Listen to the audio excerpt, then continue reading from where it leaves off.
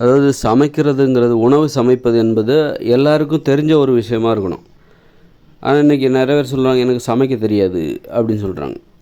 அப்படி அப்படி ஏன் சமைக்க தெரியாது அப்படின்னு சொல்கிறதுக்கு என்ன காரணம்னா, நம்ம ரொம்ப கஷ்டப்பட்டு சமைக்கிறோம். அதனால தான் சமைக்க தெரியாதுன்னு. ஆல்மோஸ்ட் உணவுனாலே இப்படி தான் கஷ்டப்பட்டு சமைக்கணும் போலுக்க. மணிக்கணக்காக நேரம் செலவழித்து ஒரு மதிய உணவு சாப்பிட்றோம் அப்படின்னா 2 மணி நேரம் செலவழிக்க வேண்டியிருக்கு. 2 மணி நேரம் செலவழித்து அந்த உணவு சமைச்சு அப்புறம் தான் சாப்பிட்றாங்க. ரொம்ப கஷ்டப்பட்டு அதில் வேறு நிறைய நுணுக்கங்கள்லாம் இருக்குது. எதை போடணும், எதை போடக்கூடாது, அந்த மசாலா சேர்க்கணும், இந்த மசாலா சேர்க்கணும், இந்த குழம்புக்கு இதை சேர்க்கணும், அந்த குழம்புக்கு அதை சேர்க்கணும் அப்படின்னு சொல்லிட்டு ரொம்ப கஷ்டப்பட்டு ஒரு தொழிலை செய்வது போல் அந்த உணவு சமைக்கிற வேலையை செய்கிறாங்க. உணவு சமைக்கிறத ஒரு தொழிலாக மாற்றிட்டாங்க.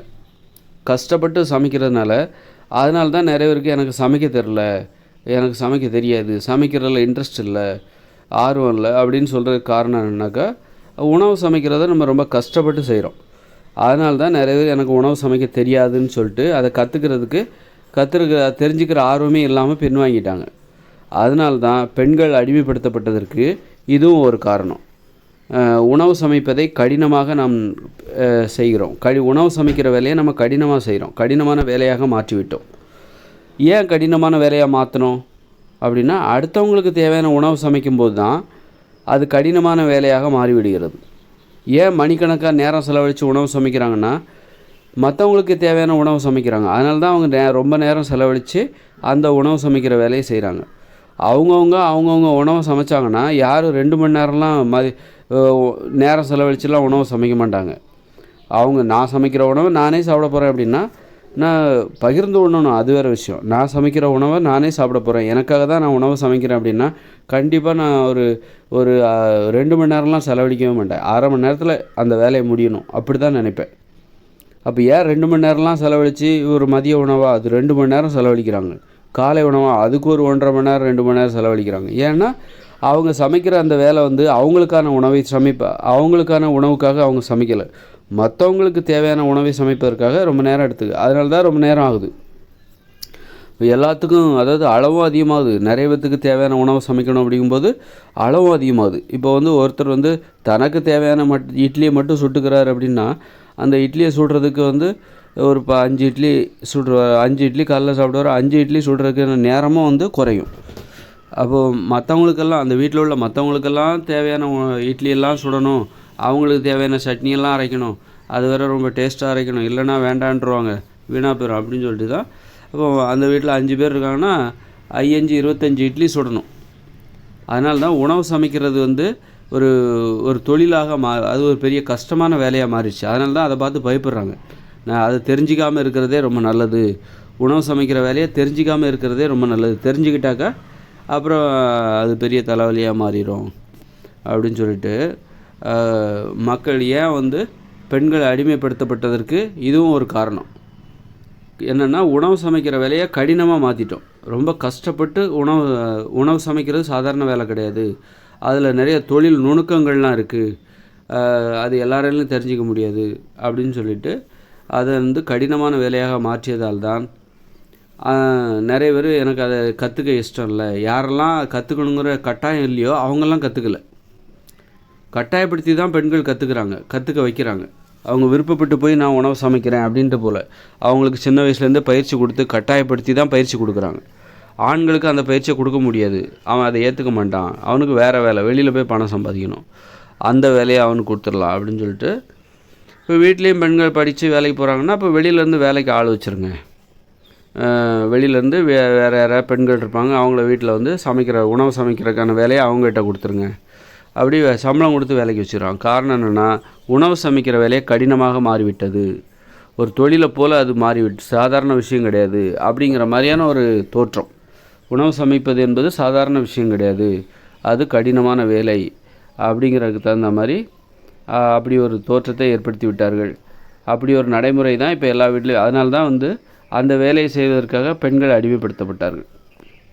அதனால தான் நிறைய பேர் எனக்கு உணவு சமைக்க தெரியாதுங்கிறாங்க. காரணம், உணவு சமைக்கிறது கடினமான வேலையாக மாறிவிட்டது. அப்போது எதனால் அப்படின்னா, மற்றவங்களுக்கு தேவையான உணவை சமைக்கும்போது தான் நிறைய உணவை சமைக்கணும், அதே மாதிரி கஷ்டப்பட்டு ரொம்ப சுவையாக சமைக்கணும், இல்லைனா வேண்டான்ட்டுருவாங்க. அதுக்காக உணவு சமைக்கிறத கஷ்டப்பட்டு சமைக்கிறாங்க, சுவையாக சமைக்கணும் அப்படிங்கிறது. அதனால் அது ஒரு பெரிய வேலையாக போயிடுச்சுனால எல்லாருமே அதை கற்றுக்காமல் இப்போ யார் தலையில் அதை திணிக்கலாம் அப்படிங்கும்போது பெண்கள் நீ தான் இதை பண்ணணும், இந்த வேலையை நீ தான் எடுத்துக்கணும், நீ தான் ஏற்றுக்கணும் அப்படின்னு சொல்லி அவங்கள கட்டாயப்படுத்தி அதை கற்றுக்க வைக்கிறாங்க. தப்பிக்க முடியும் அப்படின்னு நினைக்கிறோம், என்னால் தப்பிக்க முடியும், இந்த பொறுப்பிலேருந்து என்னால் தப்பிச்சிக்க முடியும் அப்படின்னு நினைக்கிறவங்க தப்பிச்சிடுறாங்க. அப்படிப்பட்டவங்க தான் ஆண்களாக இருக்கிறார்கள். அது மாதிரி பெண்களும் வெளியில் உள்ள, அப்போ நான் வீட்டில் உள்ள வேலை செய்கிறேன் அப்படின்னா, வீட்டில் உள்ள எல்லா வேலைகளையும் நான் செய்கிறேன் அப்படின்னா, வெளியில் சம்பாதிக்கிற வேலையிலேருந்து என்ன விட்டுருங்க, நான் அந்த வேலையிலேருந்து பெண்கள் அதுலேருந்து தப்பிச்சிக்க பார்க்குறாங்க. ஆண்கள் இந்த வீட்டில் உள்ள வேலைகளிலேருந்து தப்பிக்க முயற்சி செய்யும்போது பெண்கள் என்ன பண்ணுறாங்க, இப்போ நான் வீட்டில் உள்ள வேலையெல்லாம் செய்கிறேன், வெளியில் உள்ள வேலையிலேருந்து நான் தப்பிச்சுக்கிறேன், என்ன அதில் கம்பல் பண்ணாதீங்க, கட்டாயப்படுத்தாதீங்க அப்படின்றாங்க. அப்போ இந்த உலகத்தில் எல்லாருமே உணவு சமைக்கணும் அப்படின்னா அது ஒரு அடிப்படை கடமை. அவங்கவுங்க ஆடைகளை அவங்கவுங்களே துவைக்கணும், அவங்கவுங்க இருப்பிடத்தை அவங்கவுங்களே, அதில் தான் நல்ல பண்புகளே உருவாகும். பிறருக்கு இடையூறு இல்லாமல் ஒரு வீட்டில் வாழ வேண்டும். ஒரு வீட்டில் உள்ள மற்றவங்கள நீ டிஸ்டர்ப் பண்ணிக்கிட்டு மற்றவங்க தலையில் ஏறி உட்காந்துக்கிட்டு நீ சந்தோஷமாக இருக்கணும்னு நினைக்கக்கூடாது.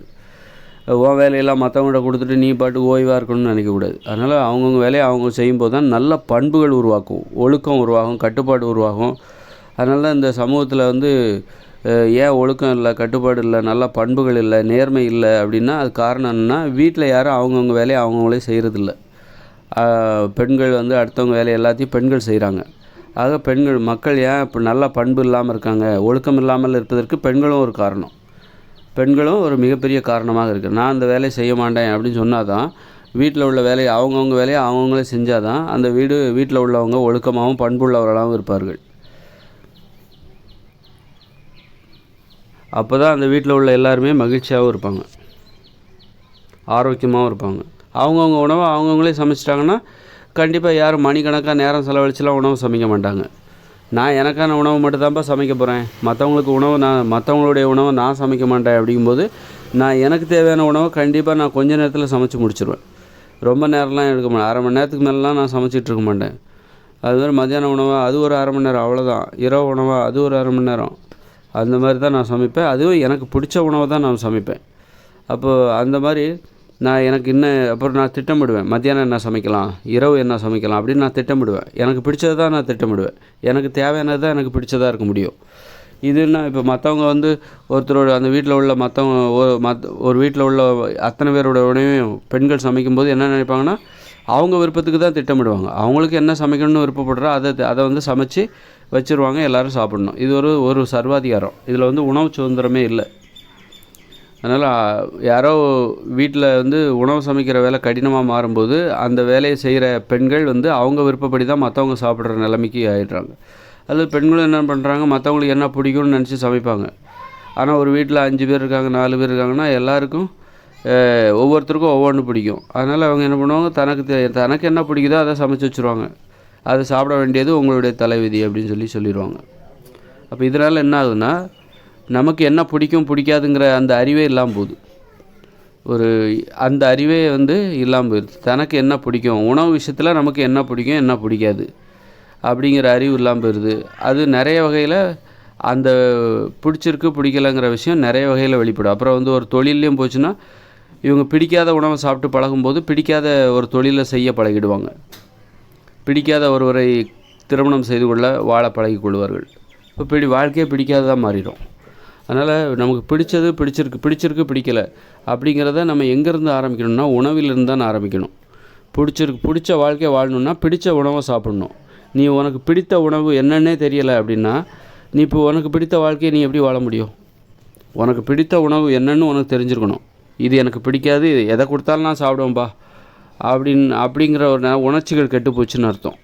எதை கொடுத்தாலும், எதுவும் வேண்டான்னு சொல்ல மாட்டேன், எதை கொடுத்தாலும் நான் சாப்பிடுவேன் அப்படி சொல்லக்கூடாது. எனக்கு இது பிடிச்சிருக்கு பிடிக்கலங்கிறது கண்டிப்பாக எல்லாத்துக்குமே இருக்கும். அது தெரியாத அளவுக்கு நீங்கள் அந்த உணர்ச்சியை மூடி மறைச்சி வச்சுருக்கீங்க. அதனால் அதை கண்டுபிடிக்கணும், உங்களுக்கு எது பிடிக்கும் பிடிக்கல. அப்போ உணவில் உங்களுக்கு எது பிடிச்சிருக்கு பிடிக்கலங்கிறத தெரிஞ்சால் தான் உங்களுக்கு பிடித்த வாழ்க்கையை நீங்கள் வாழ முடியும். ஒரு பிடித்த தொழிலை செய்ய வேண்டும்.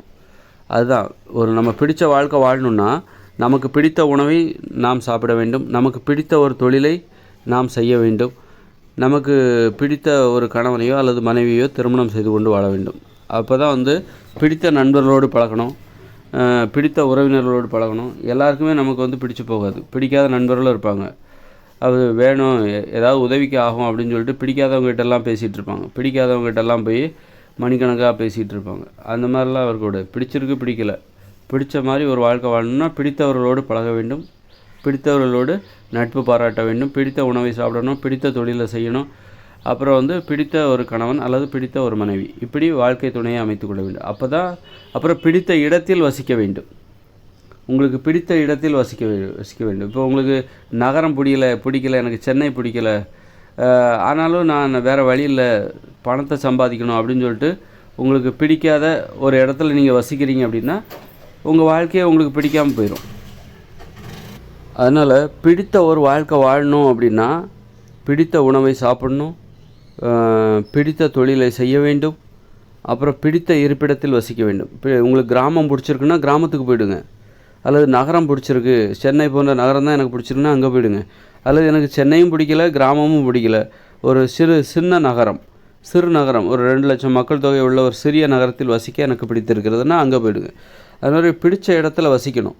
பிடித்த கணவன் அல்லது பிடித்த மனைவி, இந்த மாதிரி இப்போ இவ்வளோ சேர்ந்தால் தான் உங்களால் ஒரு பிடித்த உங்கள் வாழ்க்கை உங்களுக்கு பிடிச்சிருக்குன்னு அர்த்தம். இதில் ஏதாவது நீங்கள் சமரசம் பண்ணிட்டீங்க, வேறு என்னப்பா பண்ண அப்படின்னு பிடிக்காத உணவை சாப்பிட்றது, கிடைச்ச உணவை சாப்பிடக்கூடாது, பிடித்த உணவை சாப்பிடணும். கிடைச்ச வேலையை செய்யக்கூடாது, பிடித்த வேலையை செய்யணும். அது மாதிரி கிடைச்சவங்கள கல்யாணம் பண்ணிக்கக்கூடாது, பிடித்தவங்கள கல்யாணம் பண்ணிக்கணும். அது மாதிரி கிடைச்ச இடத்துல போய் குடியிருக்கக்கூடாது, பிடித்த இடத்தில் குடியிருக்க வேண்டும். அதனால் இதுதான் பிடித்த வாழ்க்கை. நம்ம வாழ்க்கை நமக்கு பிடிக்கணுன்னா இவ்வளோ விஷயங்கள். அது மாதிரி பிடித்த நண்பர்கள், பிடித்த உறவினர்கள், இவர்களோடு நாம் பழக வேண்டும். இந்த அளவுக்கு இவ்வளவும் சேர்ந்தால் தான் நம்ம வாழ்க்கை நமக்கு பிடிச்சிருக்குன்னு அர்த்தம். பிடிச்ச மாதிரி நம்ம வாழ்கிறோம் அப்படின்னு அர்த்தம். மகிழ்ச்சியாக வாழ்கிறோம் என்று அர்த்தம்.